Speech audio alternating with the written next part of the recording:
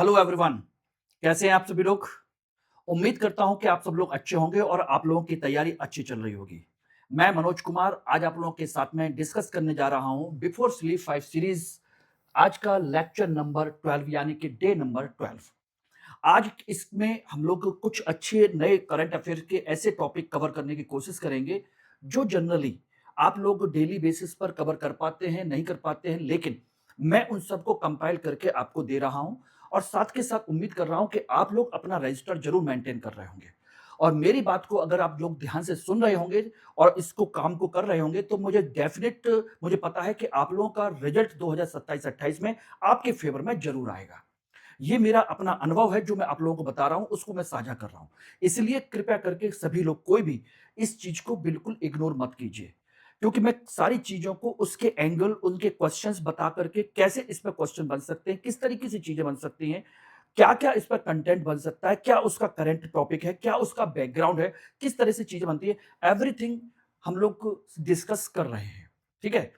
तो बस इसी तरह से जैसे आप लोग इस समय इस क्लास को अपना प्यार दे रहे हैं, उसी तरीके से करते रहिए और मैं इसमें आप लोगों के लिए कुछ और नई चीज़ें अच्छी तरीके से मैं करता रहूँगा। तो चलिए आज हम लोग बात करते हैं इसमें सारी चीज़ों को लेकर के और जो लोग इसको नहीं जानते हैं, जो लोग समझते हैं, तो वो मेरे बैकग्राउंड को थोड़ा-सा समझ लें, जान लें और किसी तरह की कोई प्रॉब्लम हो, तो मुझे यहाँ पर कॉन्टैक्ट ज़रूर कर लीजिएगा और ये मेरा ग्रुप ज़रूर जॉइन कर लेना जिससे कि आप लोगों को इसकी सभी क्लासेस की पीपीटी, पीडीएफ, क्लास नोट्स वगैरह सब प्रॉपर टाइम पर आपको मिलता रहे। ओके? तो चलिए आज हम इसमें ज़्यादा समय नहीं गँवा रहे हैं क्योंकि इसमें मैंने कुछ क्वेश्चंस और टॉपिक मैंने ज़्यादा कवर किए इसलिए समय ज़्यादा लग सकता है। इसलिए मैं चाह रहा हूँ कि इसको हम लोग अच्छे तरीके से कवर करें। ओके? तो चलिए पहला क्वेश्चन है निम्नलिखित कथनों पर विचार कीजिए। भारत में मतदान का अधिकार वर्तमान में मौलिक अधिकार नहीं है। ओके। अनुच्छेद 324 सार्वभौमिक वयस्क मताधिकार से संबंधित है। 51वें संविधान संशोधन के द्वारा मतदान की आयु 21 वर्ष से घटाकर 18 वर्ष कर दी गई थी। मतदान की स्वतंत्र अभिव्यक्ति को अनुच्छेद 19 एक ए के साथ जोड़ा गया है। निम्न में से गलत कथन का चयन कीजिए। ध्यान रखिएगा क्या पूछा गया है? गलत कथन। कभी कभी हम यहीं पर गलती कर देते हैं और फ्लो में पड़ जाते हैं। निम्न कथनों में सही कथन की चर्चा कीजिए और हम उसके अनुसार इसमें टिक कर लेते हैं। ये बहुत बड़ी गलती हो जाती है, ध्यान रखना। ओके। अब बात आती है कि इसमें ऑप्शन है 1 और 2, 2 और 3, 3 और 4, 1 2 3 4। बताइए, इसका मतलब है कि कम से कम दो इसमें से गलत तो हैं, कम से कम दो, क्योंकि ऑप्शन ही ऐसे हैं। अब ध्यान देना यह है कि इसमें से दो गलत कौन से हैं। देखिए, भारत में मतदान का अधिकार वर्तमान में मौलिक अधिकार नहीं है। बिल्कुल सही बात है कि मौलिक अधिकार फंडामेंटल राइट नहीं है। हमारे अनुच्छेद 14 से लेकर के आगे तक 12 से लेकर के 51 वो सॉरी 12 से लेकर 36 तक जो हम पढ़ते हैं, 35 तक जो पढ़ते हैं, वो सारी चीजें, ठीक है? 35 तक। अब बात आती है अनुच्छेद 324 सार्वभौमिक वयस्क मताधिकार से संबंधित है। बताइए। नहीं, वो है अनुच्छेद 326 है। 326 है। दूसरा 51वें संविधान संशोधन द्वारा मतदान की आयु 21 वर्ष से घटाकर 18 वर्ष कर दी गई। जी नहीं, वो की गई थी 61वें संविधान संशोधन के द्वारा, 61st अमेंडमेंट एक्ट। इसलिए इन छोटी छोटी चीजों पर ध्यान दीजिएगा। यूपीएससी यहीं पर खेल करता है, जिसे हम कहते हैं खेला करना। वो खेल करता है। मतदान की स्वतंत्र अभिव्यक्ति को अनुच्छेद 19 एक ए के तहत जोड़ा गया है। तो इसमें कोई शक नहीं है कि मतदान की हमारी अभिव्यक्ति हम किसी को भी चुन सकते हैं और इसमें कोई शक नहीं है कि इससे लिंक किया गया, लेकिन फंडामेंटल राइट नहीं माना गया। ये बिल्कुल सही है, ये बिल्कुल सही है। इसका मतलब है आपके इसमें से दो कथन गलत हैं। आंसर है आपका बी। ओके। अब ये कहोगे सर ये बात आई क्यों? अभी हाल ही में विपक्ष ने, जैसे अभी सरकार जो केंद्र सरकार है पूरे देश में कुछ कुछ राज्यों में एसआईआर करवा रही है मतदाताओं की पहचान करने के लिए, ठीक है ना? उसकी वजह से आपने देखा होगा कि अलग-अलग राज्यों में बहुत सारे मतदाताओं की जो संख्या है, जो मतदाता है, उनको काटा जा रहा है, उनको नाम हटाया जा रहा है, ठीक है ना? जो अपने एविडेंस नहीं दे पा रहे। अब वो एविडेंस ना देने वाले कोई भी हो सकता है। जैसे बंगाल में है, तो बंगाल में कहा जाता है कि बांग्लादेशी आकर के रहने लगे, तो बहुत सारी संख्या में लोग काटे गए उनके। लेकिन क्या उनमें से सभी मुसलमानों के या बांग्लादेश से केवल मुसलमान ही आए, हिंदू नहीं है? हिंदुओं के भी कम से कम 1/3 हिंदू लोगों के भी मत जो है काटे गए हैं। तो वो कहाँ से आए? बस कंडीशन क्या है कि वो कुछ ऐसी चीजें हैं जहां पर हम अपने डॉक्यूमेंट नहीं दे पाते। इसीलिए विपक्ष की ये बात रही है कि विपक्षी दलों ने कहा है कि भारत में मतदान को राइट टू वोट माना जाए, वैधानिक अधिकार न मान करके मौलिक अधिकार बनाने की मांग की है। ये ध्यान रखना बहुत इंपॉर्टेंट है और ये मेंस में भी क्वेश्चन बन सकता है, ठीक है ना? मतदाता सूची में संशोधन के दौरान बड़े पैमाने पर नाम हटाए जाने की आशंकाओं के कारण यह चर्चा में आया। यह वर्तमान में वैधानिक अधिकार है, मौलिक अधिकार नहीं है, यानी कि संसद द्वारा बनाए गए कानून से प्राप्त होता है। दूसरा, अनुच्छेद 326 सार्वभौमिक वयस्क मताधिकार प्रदान करता है और 61वां संविधान संशोधन 1988 ये रहा।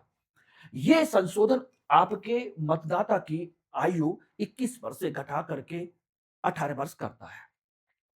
इसके लिए रिप्रेजेंटेशन ऑफ पीपल एक्ट 1950 यह निर्धारित करता है कौन मतदाता बनने योग्य है, उसकी नागरिकता निवास संबंधी प्रावधान करता है। और रिप्रेजेंटेशन ऑफ पीपल एक्ट 1951 यह नियंत्रित करता है कि चुनाव प्रक्रिया कैसी होगी, मतदान अधिकार क्या होंगे, अयोग्यताएं क्या होंगी, यह उसके तहत दिया जाता है कुल मिलाकर के।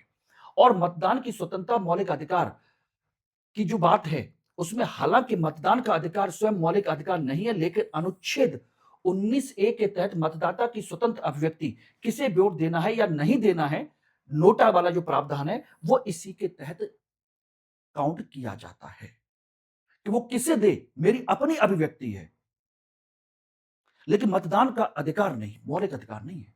तुम किसी को भी दे सकते हो, ये आपकी स्वतंत्रता की अभिव्यक्ति है। तो बताइए, इसमें मैंने सारे प्रोविजंस आप लोगों को कंपाइल करके दे दिए। उम्मीद करता हूं कि सारी चीजें आपको क्लियर हो गई होंगी, ठीक है ना?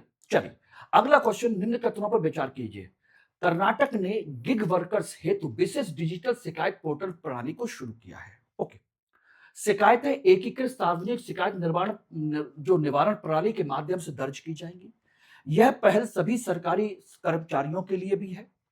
शिकायतें संबंधित प्लेटफॉर्म पर आंतरिक विवाद समाधान समिति को भेजे जाएंगे। सही कथन की चर्चा कीजिए, केवल 1 और 2, 1 2 4, 2 3 4, 1 2 3 4 सभी। अब बताइए, हम इकोनॉमी में गिग वर्कर्स को पढ़ते हैं, प्लेटफॉर्म वर्कर्स को पढ़ते हैं, गिग वर्कर्स को पढ़ते हैं जो टेम्पररी काम करते हैं।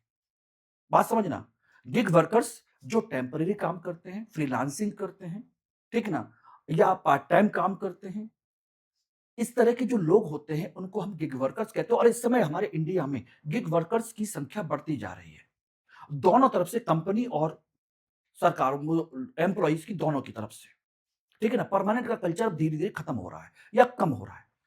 तो उसको लेकर के अभी हाल ही में कर्नाटक सरकार ने पहला एक शिकायत पोर्टल बनाया है। कर्नाटक करने वाला ऐसा पहला राज्य बना है, तो इसमें यह बिल्कुल सही है। शिकायत एकीकृत सार्वजनिक शिकायत निवारण प्रणाली के माध्यम से दर्ज की जाएंगी, ये भी बिल्कुल सही है। और ये इससे पहले सभी सरकारी कर्मचारियों के लिए है। सरकारी कर्मचारी गिग वर्कर्स कब से होने लगे? बस यही कंफ्यूजन आपको दूर करना है, ये नहीं होते। यानी तीसरा जिसमें आ रहा है, ये हटा दीजिए। पहले दोनों तो आपको बिल्कुल सही है, तो इसमें भी है, इसमें भी है। और शिकायतें संबंधित प्लेटफॉर्म की आंतरिक विवाद समाधान समिति को भेजी जाएंगी, ये भी बिल्कुल सही है। आंसर है इसका बी, ये रहा। हाल ही में कर्नाटक सरकार ने गिग वर्कर्स के लिए भारत का पहला डिजिटल शिकायत निवारण पोर्टल शुरू किया है, जो उनके वेतन, कार्य की स्थितियों और अन्य विवादों संबंधित शिकायतों को सुनेगा। गिग वर्कर्स ऐप आधारित ठेके पर काम करने वाले, पार्ट टाइम काम करने वाले लोग होते हैं जो किसी भी तरह का काम करते हैं। और इसके पोर्टल की खास बात यह है कि इंटीग्रेटेड पब्लिक रिड्रेसल सिस्टम है, यानी कि एकीकृत प्रणाली है जहां पर आप एक ही जगह पर सब कुछ आपको मिल जाएगा। शिकायतों को स्वतः निस्तारण की जो शिकायतें बातें हैं, वो प्लेटफॉर्म की इंटरनल डिस्प्यूट रिजोल्यूशन जो है, यानी कि आंतरिक जो आपकी कहा जाए विवाद समाधान समिति है, उसके पास अपने आप चली जाएंगी और निश्चित समय सीमा में इसका समाधान हो जाएगा। सरकार की निगरानी राज्य सरकार के पूरे समाधान प्रक्रिया की निगरानी करेगी ताकि पारदर्शिता बनी रहे। राज्य सरकार इस पर पूरी निगरानी करेगी, ठीक है ना।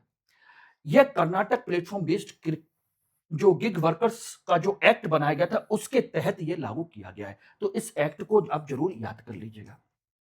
ये वो क्वेश्चंस हैं इकोनॉमी के जो लगातार आपसे पूछे जाते हैं। अब इकोनॉमी में आप सोचिए कि बंद अर्थव्यवस्था क्या होती है, ऐसा पूछा जाएगा, या राजस्व खाता क्या होता है, ये आपसे पूछा जाएगा, राष्ट्रीय आय जीडीपी क्या होती है, ये आपसे पूछा जाएगा। ऐसी चीजें यूपीएससी अब नहीं पूछता। इस तरह की चीजें आपसे यूपीएससी पूछने लगा है, ये ध्यान रखना। इसलिए करंट की इन चीजों को पढ़ने की, समझने की आवश्यकता है। चलिए, अगला क्वेश्चन है, कोमागाटामारू घटना ने भारतीय स्वतंत्रता आंदोलन को कमजोर बनाया। इस घटना ने ब्रिटिश शासन की नस्लवादी और भेदभावपूर्ण नीतियों को उजागर कर दिया। आप जानते हैं, कोमागाटो नहीं, कामागाटा मारू, कोमा नहीं। 1914 में हुई एक महत्वपूर्ण घटना थी, जिसमें कुछ भारतीय कनाडा गए थे और उनको वहां पर प्रवेश करने की अनुमति नहीं मिली। उनको केस लड़ा, सारी चीजें की, और लास्ट में वापस लौट करके आए, और लौट करके आए तो यहां पर उनके साथ में पंगा हुआ। उन्होंने विद्रोह किया, उसमें कई सारे लोग मारे भी गए। फिर से ये घटना 1914 की पड़ी होगी। अब कहोगे सर इस समय क्या इसका लेना देना है? एक्चुअली में इस समय इसका लेना देना बहुत महत्वपूर्ण है, उसकी मैं चर्चा करूंगा। आप एक बहुत बेहतरीन कलाकार, सिंगर, पंजाबी इंडस्ट्री से जुड़े हुए दिलजीत जो दोसांझ को आप जानते ही होंगे। उन्होंने अभी हाल ही में एक प्लेटफॉर्म पर इसकी चर्चा की थी, और इसके पूरे बारे में, पूरी उस समय की घटनाओं के बारे में काफी कुछ उन्होंने बताने की कोशिश की। इसलिए ये मुद्दा चर्चा में आया, और हर न्यूज़पेपर में बहुत अच्छे तरीके से था। इसलिए मैंने इस पर चर्चा कर रहा हूं। अब बात आती है कि इनमें से दोनों कथनों में से क्या सही है। तो देखिए, ए और कारण दोनों सही हैं, सही व्याख्या भी करते हैं। दोनों सही हैं, व्याख्या नहीं करते हैं। ए सही है, आर गलत है, ए गलत है, आर सही है। तो जो कामागाटा मारू जो कंसेप्ट है, भारतीय स्वतंत्रता आंदोलन को कमजोर किया? जी नहीं, इसने कमजोर नहीं किया, बल्कि उस आंदोलन को और बढ़ावा दिया उसने, और बढ़ावा दिया। इसलिए इस बात को समझ लीजिए। इसलिए ये गलत है, और ये उनकी भेदभावपूर्ण नस्लवादी नीति का प्रमाण है, क्योंकि उनको प्रवेश नहीं दिया गया। यस, तो आंसर हो गया आपका ये, यानी कि डी ऑप्शन। ए गलत है, आर सही है। ये रहा। हाल ही में गायक दिलजीत दोसांझ ने एक कार्यक्रम में 1914 की कामागाटू मारा घटना के बारे में पूरा जिक्र किया था, और जो नस्ली भेदभाव, अन्यायपूर्ण आव्रजन नीतियों को उजागर करता है, बिल्कुल सही है।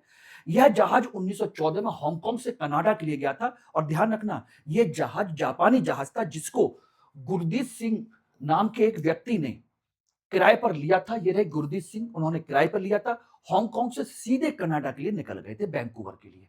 376 भारतीय थे, जिसमें 340 सिख, 24 मुस्लिम, 12 हिंदू थे, और अधिकांशतः पूर्व सैनिक, किसान, मजदूर थे, जो बेहतर रोजगार और जीवन की आशा में कनाडा जा रहे थे। अब ऐसा क्यों हुआ था?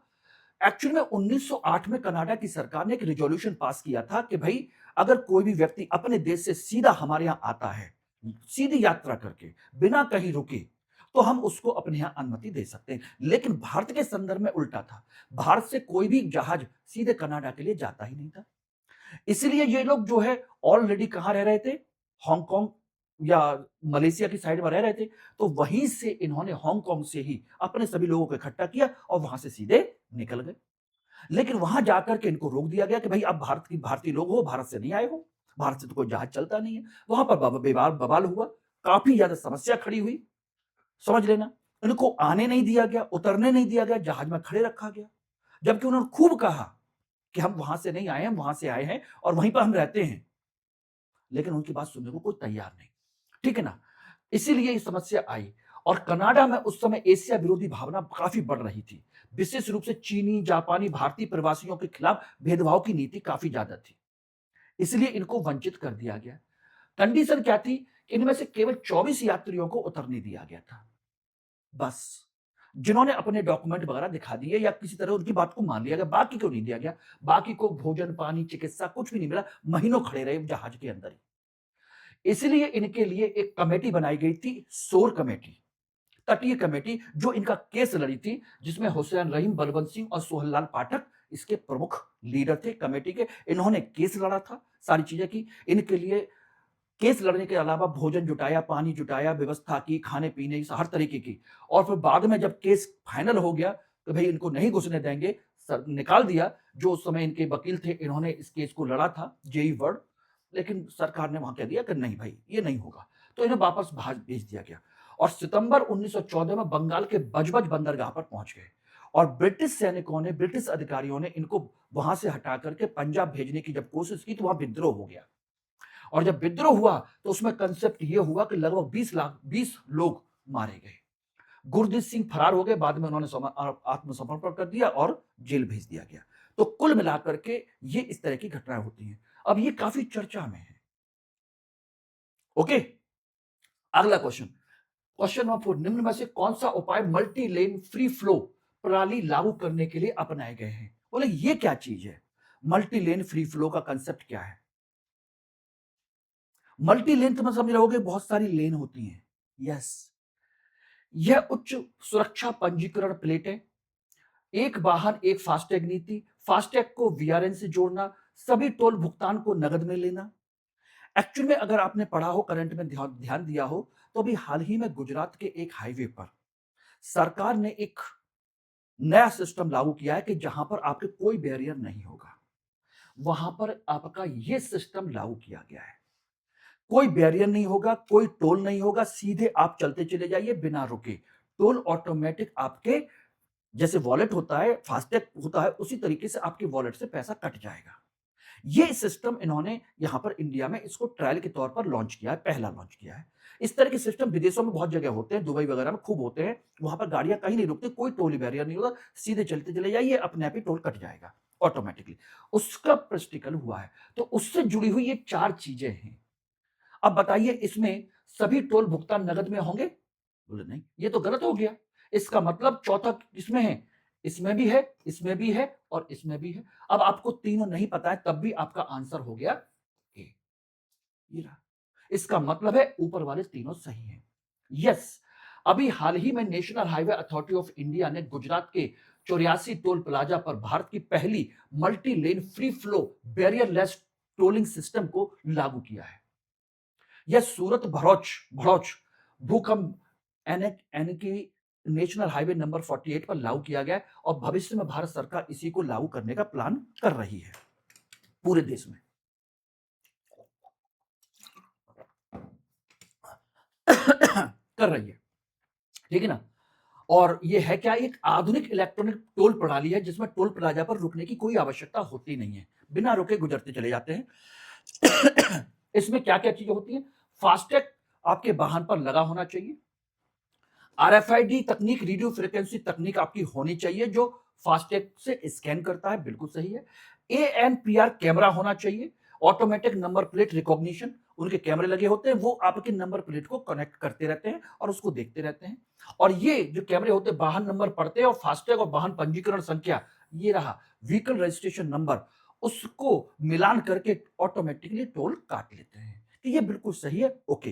तो आपके फास्टैग से ही पैसा कटेगा, इसका मतलब है ये भी ठीक है, एक वाहन एक फास्टैग। एक फास्टैग को बीआरएन से जोड़ा जाता है, व्हीकल रजिस्ट्रेशन नंबर से कनेक्ट किया जाता है और सुरक्षा पंजीकरण प्लेट है, यानी कि आपकी जो नंबर प्लेट है, जो सरकार बना करके भेजती है, आरटीओ बना करके भेजता है, वही होनी चाहिए जिस पर आपका क्या बना होता है, पूरा पूरा नंबर वगैरह सारे सिस्टम लगे होते हैं उस पर। यस, वही है आपकी चीजें। अगला क्वेश्चन बहुत इंपॉर्टेंट क्वेश्चन है, पर्यावरण संवेदनशील क्षेत्र के संदर्भ में निम्न कथनों पर विचार कीजिए। ईएसजेड, इकोनॉमिकली सेंसिटिव जोन, इकोनॉमिकली नहीं, इकोलॉजिकली, इकोलॉजी सेंसिटिव जोन, इसका उद्देश्य संरक्षित क्षेत्र को आसपास पर्यावरण सुरक्षा प्रदान करना है। ईएसजेड में सभी प्रकार की मानवीय गतिविधियां पूर्णतः प्रतिबंधित होती हैं सेंसिटिव जोन में। इसमें खनन और प्रदूषणकारी गतिविधियों को नियंत्रित किया जाता है। अब बताइए इनमें से कितने कथन गलत हैं? यस, ध्यान रखना कितने कथन गलत हैं, केवल एक, केवल दो, सभी तीन और कोई नहीं। बस बताइए। यस है। अब कहोगे सर ये तो टिपिकल इकोलॉजी का क्वेश्चन है, इकोलॉजी एनवायरमेंट का क्वेश्चन है, तो यूपीएससी कैसे पूछता है? यूपीएससी के 100 क्वेश्चन जो जीएस के आते हैं माय डियर, उसमें से मान के चलिए तो लगभग आपके 80 क्वेश्चन करंट बेस्ड होते हैं, यानी कि वो टॉपिक कभी ना कभी पिछले 1-1.5 साल में करंट में रहे हैं, उन्हीं को लेकर के आपसे क्वेश्चन पूछा जाता है। चाहे वो करंट में पूछा जाए, चाहे उसका बैकग्राउंड पूछा जाए, या उससे जुड़ी हुई किसी चीज को लेकर क्वेश्चन पूछा जाए, जैसे ये रहा। अब इसका क्वेश्चन क्या, करंट का क्या है, ये से जेड को लेकर के आपको लग रहा होगा कुछ ना कुछ तो गतिविधि हुई होगी। एक्चुअल में आपने गिरनार फॉरेस्ट, गिरी फॉरेस्ट के बारे में सुना है? जहां पर एशियाई लॉयन रहते हैं। यस, सौराष्ट्र में है, गिरनार क्षेत्र है, गुजरात में है, जहां पर सोचिएगा उस रेंज में शेर रहते हैं, एशियाई लॉयन रहते हैं और उनमें गांव भी है, लोग खेती बाड़ी भी करते हैं। और वो शेर जो है, आपने कभी वीडियो देखा होंगे, उनके गांव में घूमते फिरते रहते चले जाते हैं, लेकिन वो इंसानों को कुछ नहीं करते। इंसान वहां खेती भी करते रहते हैं, शेर वहीं आराम आराम से बैठे रहते हैं, करते रहते हैं, क्योंकि उनको पता है कि इनका रोज का काम है। शेर भी उनको जानते हैं और वो भी उनको जानते हैं कि शेर के सामने कैसे रहना है। अब बात ये आती है कि ये चर्चा में क्यों आया? अभी हाल ही में कुछ साधु संतों की एक समिति ने गिर लाइफ वाइल्ड लाइफ सेंचुरी के इको सेंसिटिव जोन ईएसजेड के दर्जे को समाप्त करने की मांग की है। उनका कहना है कि इसकी वजह से उनकी धार्मिक गतिविधियों के आयोजन पर प्रतिबंध लग गए हैं और प्रशासनिक बाधाएं उत्पन्न होती है, वो धार्मिक गतिविधि नहीं कर पाते। क्यों? क्योंकि 10 साल पहले इसे ईएसजेड घोषित कर दिया गया था, जिसकी वजह से उनको धार्मिक गतिविधियों में परेशानी हो रही है। लेकिन पर्यावरणविद जो कह रहे हैं कि ईएसजेड हटाने से वन्य जीव और जो अन्य चीजें हैं, विशेषकर एशियाई सिंह के आवास पर खतरा हो सकता है, क्योंकि ये ढोलक बजाना, गाना बजाना सब करेंगे, उसकी वजह से उनको परेशानी होगी। ठीक है ना? तो ये है कहां पर? जूनागढ़ जिले, गिरनार का क्षेत्र और वहां पर सौराष्ट्र का क्षेत्र का हिस्सा पड़ता है। ये आप अच्छे तरीके से जानते हो और इसको आप इतिहास में जानते ही होंगे। यहीं पर सुदर्शन झील थी, जो चंद्रगुप्त मौर्य ने बनवाई थी या चंद्रगुप्त मौर्य के समय में बनाई गई थी, जिसकी मरम्मत रुद्रदामन ने करवाई थी, अशोक ने करवाई थी। ये वही क्षेत्र है। ओके, ध्यान रखना। तो इसलिए ये इको सेंसिटिव जोन का क्वेश्चन बना, सीधे करंट अफेयर को न लेकर के इसको क्वेश्चन बना। और ये वह संरक्षित क्षेत्र होता है जहां खनन, अत्यधिक निर्माण, औद्योगिक गतिविधियां जैसी पर्यावरण को हानि करने पहुंचाने वाली गतिविधियों को नियंत्रित किया जाता है। इसका उद्देश्य होता है संरक्षित और उसके पास पर्यावरणीय संतुलन को बनाए रखना। और इसकी घोषणा पर्यावरण संरक्षण अधिनियम, ये रहा 1986 के तहत, ये रहा इंपॉर्टेंट, इनको घोषित किया जाता है। और घोषित कौन करता है? आपका पर्यावरण, वन और जलवायु परिवर्तन मंत्रालय। अब इसका मतलब हो गया कि ये बिल्कुल सही है। सभी गतिविधियां नहीं भाई, सभी गतिविधियां नहीं होती हैं। इसमें वहां पर जो जनजातियां या वहां के जो लोग रहते हैं, वो अपनी पर्यावरण के अनुकूल खेती कर सकते हैं, पर्यावरण के अनुकूल अन्य गतिविधियां कर सकते हैं, उनको छूट होती है। लेकिन इनको आपको प्रतिबंधित किया जाता है, निर्माण कार्य नहीं हो सकते। लेकिन एनवायरमेंट के अकॉर्डिंग आप अपनी जो एक्टिविटीज करते हो, जैसे खेती बाड़ी करते हो, पशुपालन करते हो, जो कुछ भी करते हो, जिससे पर्यावरण को और वहां के रहने वाले जीवों को कोई नुकसान ना हो, तो ये चल जाता है। तो इसलिए ये गलत है और ये गलत है और ये भी सही है भाई, इन पर प्रतिबंध है, ये भी सही है। और पूछा गया है गलत, तो इसका मतलब आंसर क्या हो गया? एक, ये रहा। अब बात आती है कि इसमें ये जो दे रखे हैं, अब एक क्वेश्चन और भी दिया है मैंने, आज 5 नहीं दिए, मैंने 6 क्वेश्चन किए हैं इस बार। ठीक है ना?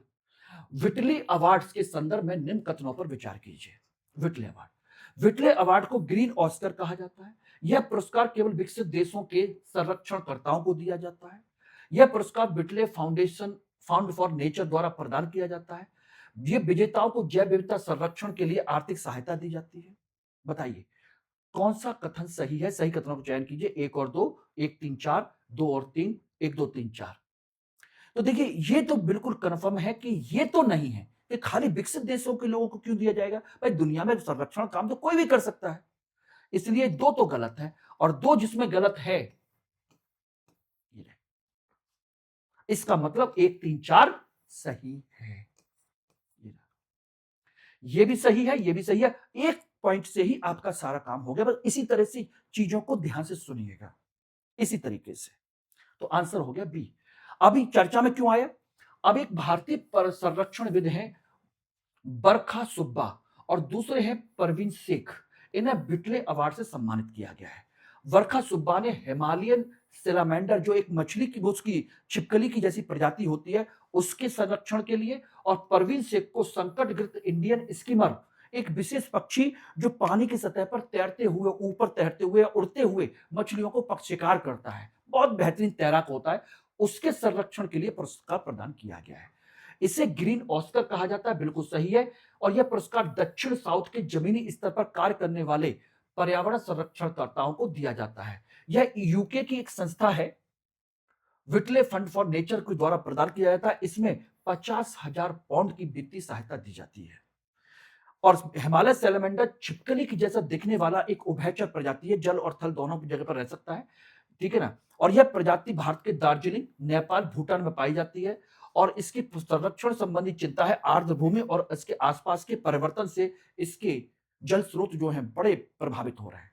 और खास बात यह है कि जहां पर ये अंडे देते हैं, जहां पर ये रहते हैं, वहां पर आदिवासी उस जगह को बड़ा पवित्र मानते हैं। ये सबसे बड़ी चीज है। और यहां पर इनके इस चीज के क्षरण की वजह से इनका अस्तित्व खतरे में आ गया है। उसी के संरक्षण के लिए काम किया था बरखा सुब्बा ने। और दूसरा, इसे हम आईयूसीएन की लिस्ट में वनरेबल यानी कि असुरक्षित कैटेगरी में शामिल करते हैं। इसको ध्यान रख लीजिएगा। ये क्वेश्चन पूछा जाता है कि ये असुरक्षित है या ये संकटग्रस्त है, कैसा है, ये भी पूछा जाता है। ध्यान रखना। इंडियन स्कीमर, ये राइनो रिंचोप्स प्रजाति का है, 3 प्रजातियों में से एक है। ये लैरिज कुल से संबंधित पक्षी है जो हवा में जल की सतह पर उड़ते हुए अपनी चोंच से मछलियां पकड़ता है। इसीलिए इसे स्किमिंग कहा जाता है। स्किमर, बेहतरीन तैराक टाइप का, ठीक है ना, उड़ते हुए। और ये रेतीली नदियां, दली झील, दलदली क्षेत्र उनके आसपास रहता है। भारत, बांग्लादेश, पाकिस्तान में पाया जाता है। कुछ आबादी इसकी नेपाल, म्यांमार तक भी पहुंच गई है। और इसका मुख्य क्षेत्र भारत में सबसे ज्यादा जो पाए जाते हैं वो है चंबल, चंबल का क्षेत्र। और ये आईयूसीएन में एंडेंजर्ड, संकटग्रस्त लिस्ट में शामिल है। ये ध्यान रखिएगा। तो आज आप लोगों के लिए एक सरप्राइज ये हो गया। छठा क्वेश्चन। इसके अलावा आपको कुछ चीजें और आपको मैं दे रहा हूं जिनको आप देख लीजिएगा। एक है प्रधानमंत्री उज्ज्वला योजना। ध्यान रखिएगा।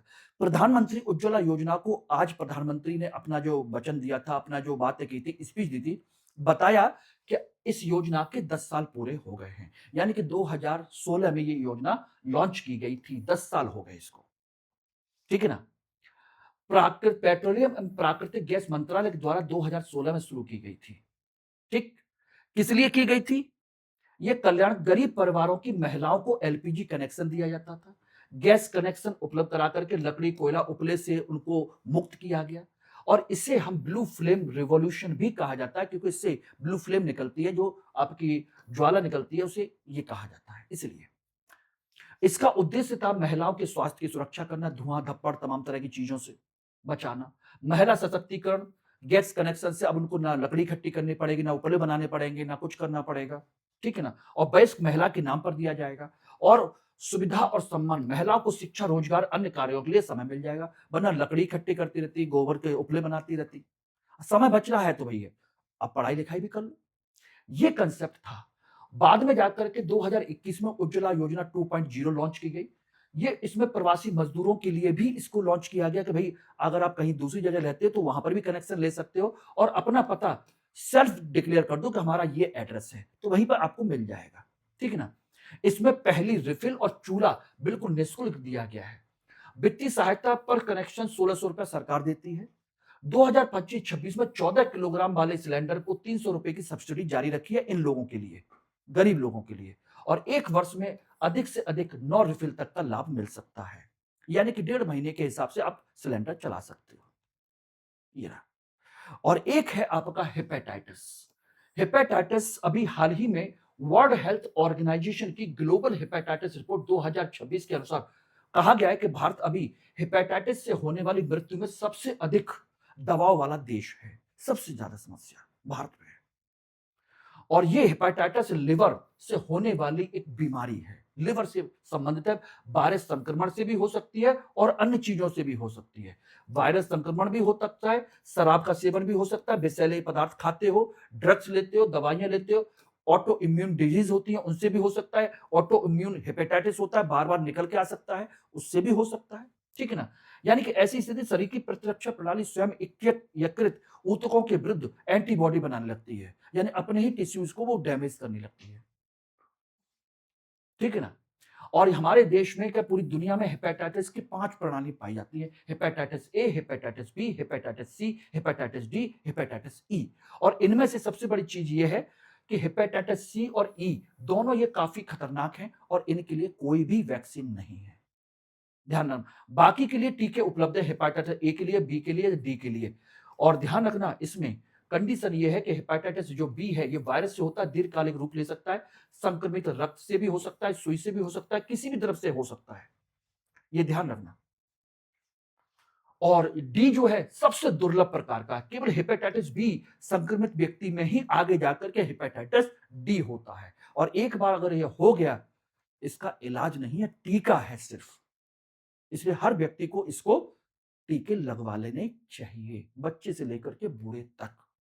ठीक है ना? तो बताइए आज की क्लास आपकी कैसी लगी? थोड़ी-सी लंबी ज़रूर हुई क्योंकि टॉपिक ज़्यादा थे, कंटेंट ज़्यादा था, लेकिन मेरा उद्देश्य है कि आप लोगों को सभी चीज़ें जो उससे रिलेटेड हैं, इंपॉर्टेंट पॉइंट सब आपको क्लियर हो जाए। ठीक है ना? Thank you very much.